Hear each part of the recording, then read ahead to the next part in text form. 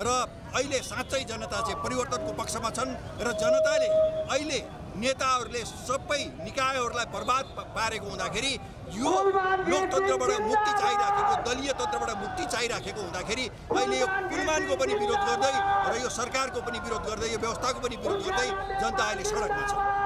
माइती घरको आन्दोलनले उहाँहरूलाई पनि सत्तामा पुर्याएको केपी ओलीजीहरू शेरबहादुर देउवाजी र प्रचण्ड हिजै माइती घरका आन्दोलनले उहाँहरू प्रधानमन्त्री अहिले प्रतिपक्षी दलको नेता बनेको। त्यसकारण हाम्रो मूल मान्यता के छ भने लोकतन्त्र देश र जनताप्रति जिम्मेवार हुनुपर्छ। यदि देशको सत्ताले राम्रो काम गर्ने कर्मचारीलाई पुरस्कृत गर्न सक्दैन भने के माफिया र तस्करहरूको फाइल लुकाउनका लागि मात्रै सरकार बनेको? मूल यो प्रश्नको उत्तर अहिले नेपाली जनताले खोजिराखेको छ।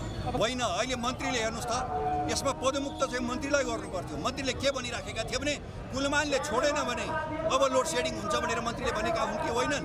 एउटा ऊर्जा मन्त्रीले लोड सेडिङ हुन्छ देशमा भनेर भनिराखेको छ र त्यसलाई चाहिँ ढाप मारेर चाहिँ अहिले देशले राखिराखेको छ भने र उज्यालोको लागि लड्ने कुलमानले भ्रष्टाचार गरेको त्यो भन्नु पर्यो नि। भ्रष्टाचारमा मुछिएका मन्त्रीहरूलाई छोप्ने काम अनि राम्रो र इमान्दार असल कामको सुरुवात गर्ने कर्मचारीलाई बर्खास्ती भनेर जुन यो सरकारले गर्दैछ यो चाहिँ गलत काम हो। त्यसकारण यो सरकार फाल्नुपर्छ भनेर अहिले चाहिँ नि देशभक्त नागरिकहरू यो सरकार फाल्नका लागि सडकमा आएका छन् र तिनको थप माग भनेको संवैधानिक राजतन्त्र र हिन्दू अधिराज राख्नुपर्छ। विश्वको एकमात्रै पहिचान बोकेको हिन्दू राष्ट्रलाई समेत स्थापित गर्नुपर्छ भनेर अहिले जनता सडकमा जागेका छन्। त्यसकारण यो सरकारले अब आफ्नो त्यो गलत निर्णय सच्याओस् के हामी त्यो आग्रह गरिराखेका छौँ। अब मन्त्री परिषद भनेको जे पाइ त्यही निर्णय गर्नलाई बन्या हो। दुईटा दलतन्त्रको विरोध गर्ने सबै कर्मचारी खराब हुन्छन्। यदि त्यो हो भने यो कर्मचारीको पनि सवाल हो के? असल काम गर्नेहरूले यो सरकारको नेतृत्वमा बसेर काम गर्न पाउँछ कि पाउँदैन? यदि पाउँदैन भने यो सरकार फाल्नुपर्छ कि पर्दैन? हामी त्यही विकल्पको लागि बहस चलाइरहेछौँ। होइन, कुलमान घिसिङले राम्रो काम गरे, उज्यालो नेपाल बनाए र यो माफिया र तस्करहरूको संरक्षण गरेनन्। हेर्नुहोस्, कुलमानले चाहिँ के गरे भन्दाखेरि जुन व्यापारीहरूसँगको 21 अरब रकम छ त्यो उठाउने पहल गरे, उज्यालोको निम्ति काम गरे, उज्यालोको निम्ति लडाइँ लडे, लोड सेडिङ गरेर कमिसन खाएनन्, नेताहरूका लागि कमिसन खाने माफिया तस्करहरूलाई पोसेनन्। त्यसकारण चाहिँ कुलमानलाई हटाइँदैछ। त्यही त हो नि। नभए हेर्नुहोस् त 16 घण्टा 22 घण्टा लोड सेडिङ थियो कि थिएन? त्यो कुरामा बहस चलाउनको लागि म मिडियालाई पनि आग्रह गर्छु कि अब नेपालको नेतृत्व भनेको हामीले गर्ने हो।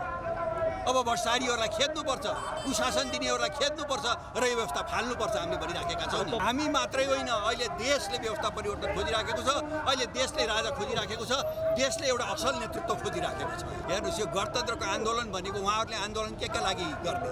जनता मार्न पाउनुपर्छ भनेर गर्ने, भ्रष्टाचारीको फाइलहरू लुकाउन पाउनुपर्छ भनेर गर्ने, कुशासनका लागि चाहिँ नि उहाँहरूले आन्दोलन गर्ने? त्यो विषयमा आन्दोलन गर्न पाइन्न। त्यस्ता भद्दा मजाक लोकतन्त्रको माथि उडाउन पाइँदैन। त्यसैले हेर्नुहोस्, अहिले अमेरिकामा एउटा रिसर्च भएको छ। त्यो रिसर्चले के भनिराखेको छ भने नेपालमा अब उन्नत लोकतन्त्र आउनुपर्छ, त्यसका लागि चाहिँ राजा नेतृत्वदायी भूमिकामा आउनुपर्छ भनेर त्यो रिसर्चले भनिराखेको छ।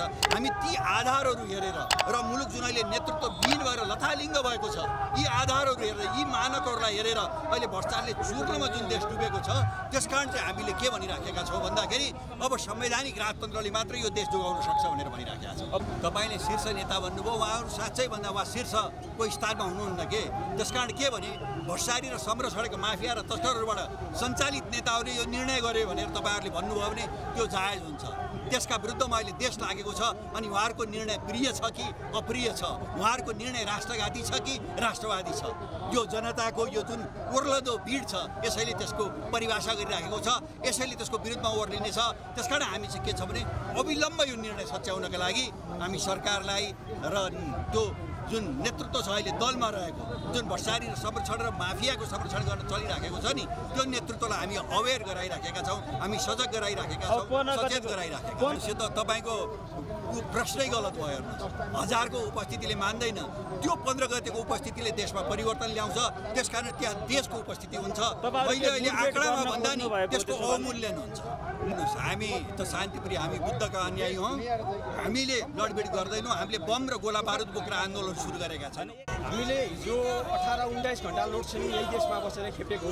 हामी त्यतिखेर पनि विद्यार्थी छौँ, अहिले पनि विद्यार्थी छौँ।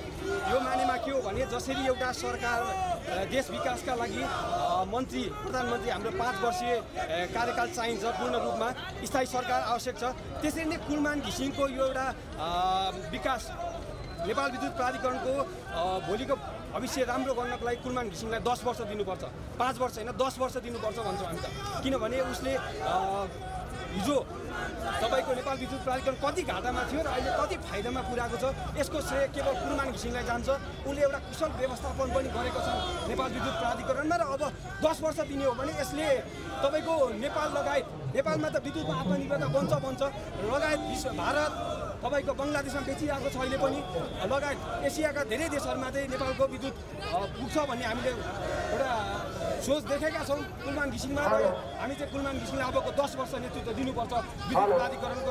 नेपाल विद्युत प्राधिकरणलाई हिजो घाटामा थियो, आज नाफामा छ, भोलि नेपालको आम्दानीको रूपमा स्रोतको रूपमा चाहिँ कुलमान घिसिङले बनाउँछन्। यसमा हामीलाई दुःख छौँ, निर्धक्क